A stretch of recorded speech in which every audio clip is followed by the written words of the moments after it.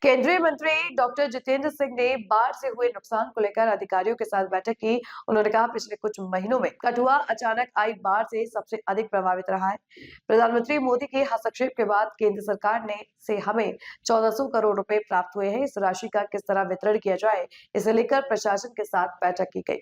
करोड़ से अधिक की राशि, उसका किस प्रकार वितरण किया जाए, उसका एक जुडिशियस इस्तेमाल भी हो और उसकी जवाबदेही भी रहे, अकाउंटेबिलिटी भी रहे, उसको लेकर के प्रशासन के साथ भी मिलना हुआ। जनप्रतिनिधि भी हम सब बैठे थे और चूंकि कठुआ का सर्वाधिक नुकसान हुआ है तो जाहिर है कि यहाँ पर उसका निवेश भी उतना ही ज़्यादा होना चाहिए। अब एक फैसला किया गया है प्रशासन की ओर से कि एक सप्ताह के भीतर 2 करोड़ से अधिक के जो स्ट्रक्चर्स डैमेज हुए हैं उनकी एक सूची तैयार की जाए, उनका प्लान तैयार किया जाए, ताकि एक हफ्ते के भीतर वो प्लान तैयार हो जाए और वो जो रीस्ट्रक्चरिंग का काम है या रिकंस्ट्रक्शन का काम है वो अगस्त के माह तक मुकम्मल हो सके, क्योंकि फिर बरसात और मौसम की अनुकूलता सही नहीं रहती। उसको लेकर के हमने आपस में ये निर्णय लिया, एक समन्वय के साथ बैठक हुई है प्रशासन की, जनप्रतिनिधियों की, कि हम सोमवार से लेकर के बुधवार तक यानी 5 से लेकर के 7 तारीख तक अपने अपने स्तर पर एक एक्सरसाइज, एक मशक्कत करेंगे।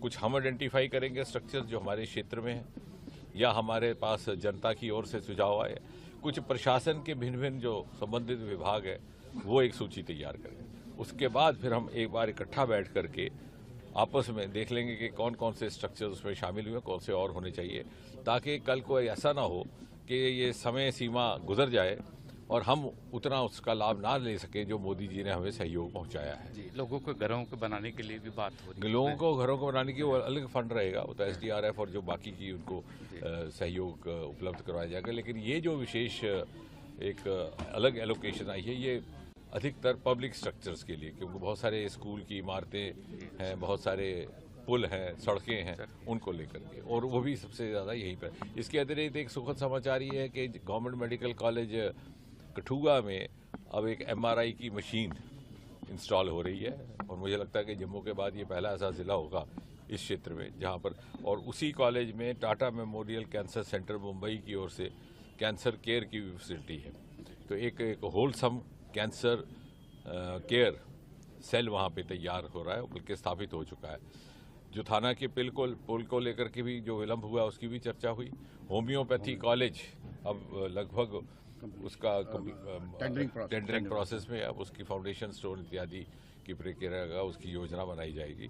और कुल मिलाकर के कठुआ ज़िला में जिस प्रकार से पिछले दिनों में विकास के कार्य हुए हैं उसमें थोड़ा सा हमें सेटबैक हुआ है फ्लैश फ्लड्स की वजह से, उसकी कैसे भरपाई की जाए उसका जिक्र हुआ। उज्ज मल्टीपर्पज़ प्रोजेक्ट रिवाइव हुआ है, उसके लिए भी मोदी जी का धन्यवाद करना है। 100 साल पुराना वो प्रोजेक्ट था। अब जो अतिरिक्त पानी होगा पाकिस्तान ना जा पाए, क्योंकि अब तो वो ट्रीटी भी रद्द कर दी गई है, उसके लिए कैनाल सिस्टम बनाने की योजना बन रही है ताकि कुछ एक पानी अतिरिक्त का इस्तेमाल जम्मू कश्मीर में हो जाए। जो उसके अतिरिक्त बच जाए तो जो पड़ोस के राज्य हैं हरियाणा, राजस्थान इत्यादि वहाँ जा सके। और इसी तरह से छत्तरगला का टनल जो एक अल्टरनेटिव हाईवे होगा उसकी हमें मंजूरी प्राप्त हो चुकी है। नेशनल हाईवे अथॉरिटी उसको टेकअप कर रही है। हालांकि उसका DPR पहले BRO ने बनाया था, लेकिन उसका बजट बहुत ज़्यादा बढ़ने के कारण अब NHAI में होगा। Thank you sir. हाँ, और धार रोड जिसकी बड़ी पुरानी मांग थी, क्योंकि धार रोड 60 साल पहले बनाई गई थी BRO द्वारा।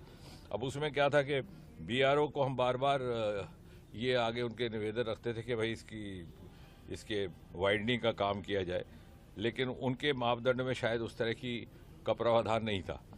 लेकिन अब रक्षा मंत्रालय की ओर से, यहाँ के हमारे चीफ ऑफ द स्टाफ उनकी ओर से और गृह मंत्रालय की ओर से भी हस्तक्षेप हुआ है कि सुरक्षा दृष्टि से भी ये लाजिम है कि उसकी वाइडनिंग हो, तो वो काम शुरू हो चुका है बल्कि।